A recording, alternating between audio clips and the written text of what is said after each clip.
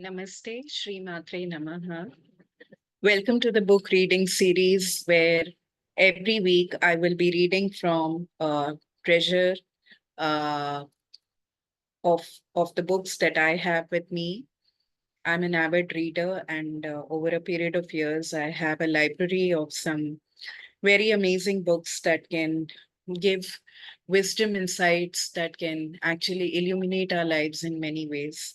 So, the idea and intention of this book reading series is basically to share that information, share those triggers of and inspirations to dwell further and deeper into your own journeys. So I hope that this series will help you in going further in your inner journeys and helping you prod into subjects that have been kept away from you because most of us have got an inertia to sit down and read from a book. It's an urban world of fast moving social media, and everything is just like scrolling, mindless scrolling, where the attention deficit does not let us actually focus or grasp on the important points or the takeaways. That is why I felt that reading, being a age old learning process, has never decayed, and there is more and more need to actually come up with such kind of sanghas or book clubs, or places where the reading uh, groups can be encouraged, and we can learn from each other.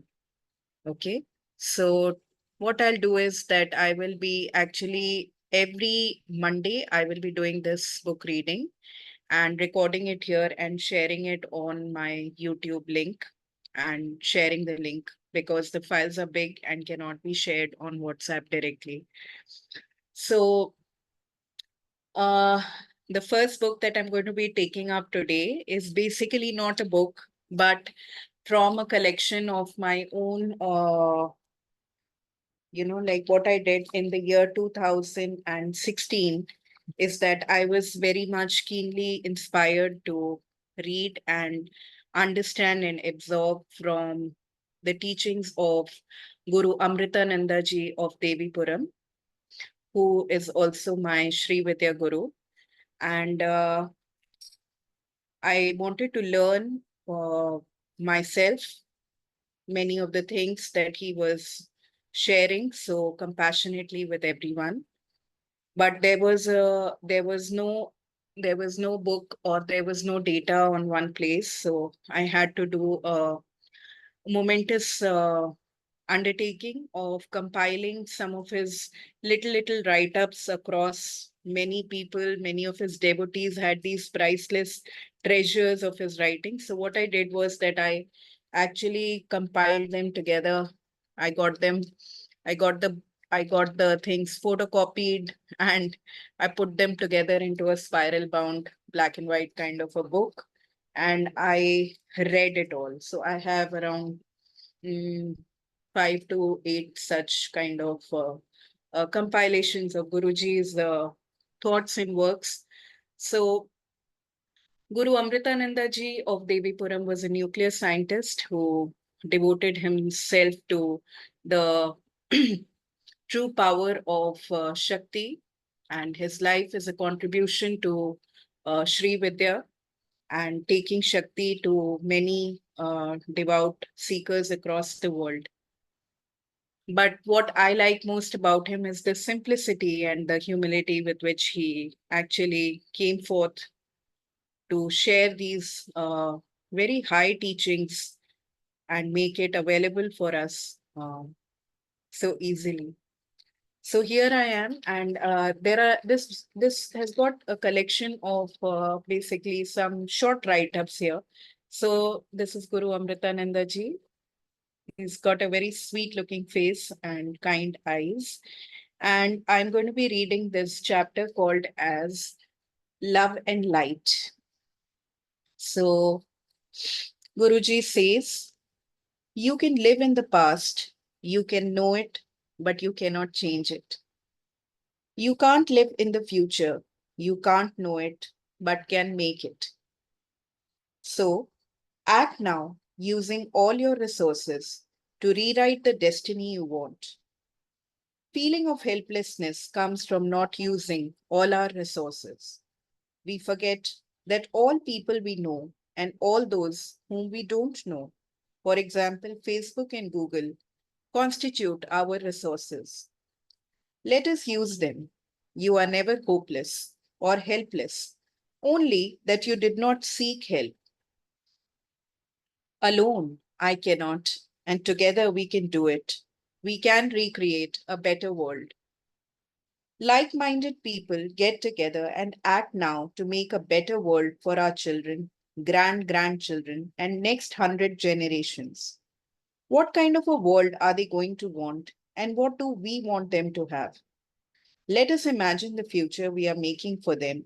Ask them now if they're going to like it. And then, if they say yes, let us act now together to make it happen.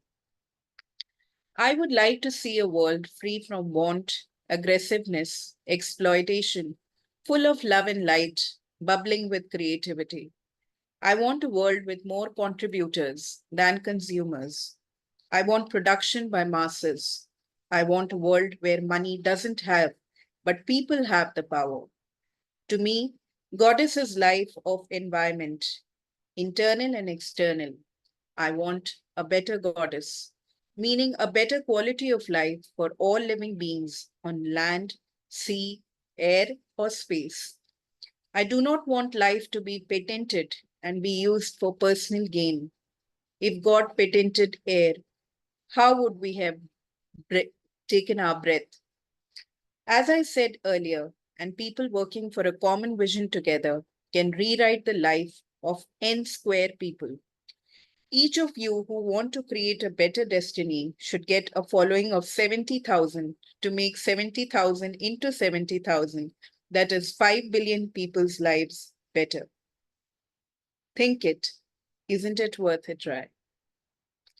So, Guruji's compassion and his vision for the future and how education should happen using social media also through publishing blogs, through sharing content is something that was a breakthrough at this time, at his time actually, where sharing the coded knowledge of Sri Vidya and Tantra was not very open. Like today, we have so many platforms, we have so many people sharing openly, but there's still a lot of cult and conditioning about why and who should not receive that knowledge. So, Guruji's compassion was all about sharing this knowledge and bringing Shakti to all. So, in continuation of this, I am also going to read the small text here. And this is actually talking about his vision on, on sharing Tantra's secret knowledge. So he says that I have published mantras on the web and I'm trying to do everything possible to make information available to people through interactive teaching media. So you have to have my take on this. It is true that I am taking on the karmas of all those who misuse it. Let me suffer gladly for that. If I am connected to the goddess, she is taking on the karmas made by her. Let her enjoy it. Why should I worry? Ramanujam went to the top of a roof and shouted the mantra given to him by his guru, who extracted a promise that he would not reveal it to anyone. My feeling is that information should be made available. Just because it is available, it does not imply that everyone looks at it. It is in this spirit that books on Parshuram Kalpasutra are published. Don't they contain the decoded mantras? What is the essential difference between publishing it in a book or on the web? The problem with books was that soundtracks were not there. Interactivity was not there. Now they are, as a courtesy of the web. It is a proper auditory transmission from a guru to a shishya. How many so called gurus are actually giving the information in such detail to shishyas now? The gurus themselves are just throwing the mantras, not knowing any intricacies. If our learned gurus did not or do not tell publicly the secrets, all kinds of wrong interpretations go around. The wise shall choose to speak, otherwise, the unwise will always have their say. Look at all the play with Tantra in the form of sexual license. Given that we are saying is probably less than 0.1% of what is out there, should we not break the silence? Who does not know about the use of panchamakaras? Is it any secret now? We need to direct the people to proper ways of using it by channeling correct information than by hiding it. The times of Puritan rejection of disseminating information have to change to prevent damage. I do not wish to entertain any further correspondence on this subject. Need I say more? Love, Guruji, Sri Amritananda Natha, Saraswati. So this was the sharing from my notes of Guruji, and how liberating is the vision of a enlightened one, because not only does he have the wisdom, but he also has the compassion, the humility, the blending of all these qualities to bring the jnana to us.